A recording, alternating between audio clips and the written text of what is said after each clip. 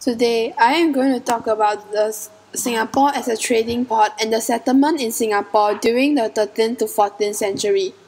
According to the Malay annals, it states that Singapore was known as Temasek, which means sea town or seaport.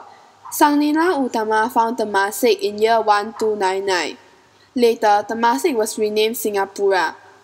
In the mid-14th century, Siamese and Javanese took turns to attack Singapore, because they wanted to make Singapore part of their own empire. Thus, a fort was built to defend Singapore from attacks. Walls of the fort is said to have stretched from the sea to Bukit Larangan, and to date, this hill is known as Fort Canning Park. From this information, I can tell that there must have been settlement that needed protection, thus a fort was built. Wang Dayuan is a 14th century Chinese traveller. Around year 1330, he visited Singapore. He referred to Singapore as Temasek and stated that many ships visited Temasek, and wrote that a number of Chinese lived there and dressed like local people. He dated his account of travel in year 1349.